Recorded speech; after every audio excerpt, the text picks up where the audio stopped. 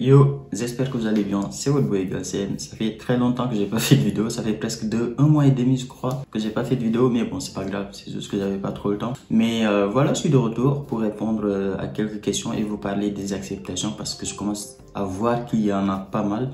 Donc voilà, on va discuter de tout ça, si c'est bon pour vous c'est parti, générique.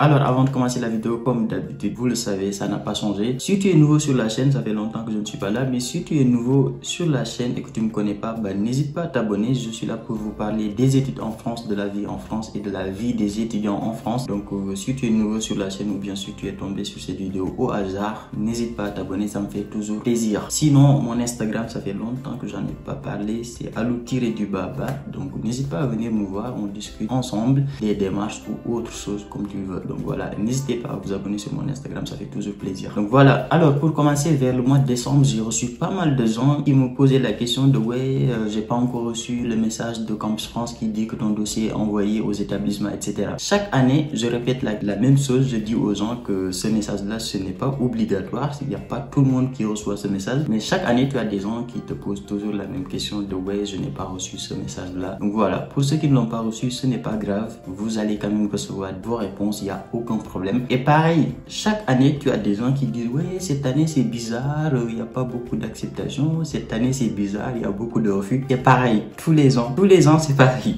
Il n'y a pas une année où il y a plus d'acceptation, moins d'acceptation. C'est juste que c'est votre année, vous êtes en train de faire les démarches. Donc forcément, vous stressez un peu et tout. Vous vous dites, ouais, c'est bizarre, cette année, il y a trop d'acceptation. Il n'y a pas beaucoup d'acceptation. Il y a trop de refus. Non. Je suis là depuis 2 ans et demi, je fais des vidéos. Je peux te dire qu'il n'y a aucune différence. Donc voilà, il y a des acceptations qui commencent à tomber. Ça fait plaisir. J'ai vu également quelques refus, 3 ou 4 personnes qui ont eu des refus. Mais il y a des gens qui commencent à avoir des acceptations. Honnêtement, je commence à recevoir les messages sur Instagram. Donc il y a beaucoup de gens qui ont reçu des acceptations. Donc pour l'instant, je dois en recevoir environ 10 personnes qui ont reçu des acceptations. Donc voilà, ça veut dire que ça commence à tomber. Donc moi, le seul conseil que j'ai à vous donner, c'est patienter. Ça sert à rien de se précipiter, de se dire ouais, j'ai une acceptation, ouais, je vais valider très rapidement parce que sinon ça va être enlevé. Ça aussi, vous allez le voir. Bientôt, il y aura des rumeurs, ouais, si tu ne valides pas très vite, ton acceptation, Campus France va l'enlever. Ce n'est pas vrai. Donc prenez votre temps. Je ne dis pas d'attendre jusqu'au fin du mois de juin, bien fin du mois de mai, mais prenez votre temps, attendez d'ici 1 mois, d'ici 2 mois. Si vous ne recevez pas une acceptation de la part de l'université qui vous intéresse le plus, en ce moment-là, vous validez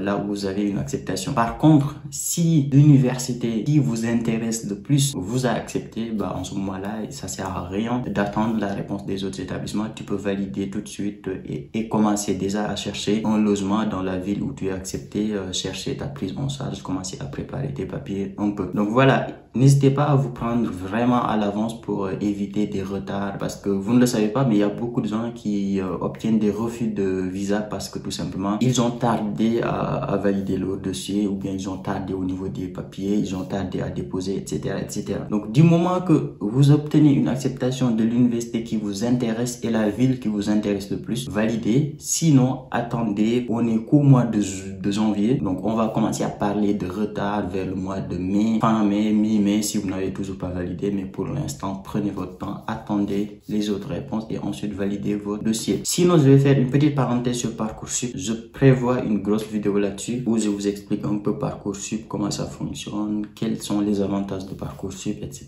etc. Mais pour l'instant, ce que je peux vous dire, c'est que ça va commencer. Je sais même pas si ça va commencer. Je tourne cette vidéo le 31 décembre. Donc, je sais pas trop si ça va commencer ou pas. Mais bon, voilà. Ça commence en janvier. Donc, voilà. Parcoursup, ça va bientôt commencer. N'hésitez pas à postuler. Moi, je dis, j'ai l'habitude de dire pour toutes les personnes qui sont en L1, L2, L3, vous pouvez tenter votre chance également sur Parcoursup. Ce que vous devez savoir, c'est que Parcoursup, vous avez 20 choix. Donc, 20 choix, c'est vraiment très intéressant quand même. Voilà, t'as beaucoup de chances d'avoir une acceptation. La deuxième chose, c'est sur Parcoursup, c'est uniquement des classes prépa et des BTS. Donc les classes prépa donc, en première année de classe prépa et les BTS pareil en première année de BTS. Vous pouvez postuler en deuxième année de BTS, mais je vous le conseille pas parce que deuxième année de BTS, voilà, c'est très compliqué. L'autre chose que vous devez savoir sur Parcoursup, c'est que évitez les formations en alternance. Pour votre première année en France, vous ne pouvez pas faire une alternance. Donc évitez les formations en alternance en première année. Donc évitez-le, c'est mieux. J'ai revérifié les informations concernant les alternances et en effet, en première année, en deuxième année, en troisième année, vous ne pouvez pas faire d'alternance, sauf si vous êtes en école d'ingénieur. Mais là aussi, pareil, on va en reparler. Donc voilà, sur Parcoursup, vous avez 20 choix, 20 sous-choix, on appelle ça des sous-vœux, mais bon, bref, ça, on en reparlera. Mais vous avez 20 choix, c'est des classes prépa, c'est des CPSE, et tout le monde peut postuler, que tu sois en master, en licence, en première année, tout le monde peut postuler, mais voilà, ce que vous devez savoir quand même, c'est que si tu es en première année, tu as plus de chances d'avoir une notation, parce que c'est en première année tout simplement. Si tu es en master, ou bien en licence 3, ou bien en licence 2, faut le justifier sur une lettre de motivation en disant que voilà, tu fais une réorientation et que ça t'intéresse de repostuler en première année de BTS ou bien en première année de classe prépa. Donc voilà pour cette vidéo là, c'était une petite mise au point pour mon retour, mais voilà, il y aura des vidéos qui vont s'enseigner bientôt et on va parler de beaucoup de choses. Donc voilà, n'hésitez pas à vous mettre de gros likes si ça vous a plu. Dites-moi en commentaire sur quel thème vous voulez qu'on parle et également il y aura des lives bientôt sur YouTube. Donc voilà, dites-moi ce que vous pensez de la vidéo, dites-moi sur quoi vous voulez qu'on parle et nous on se dit à très vite pour une autre vidéo.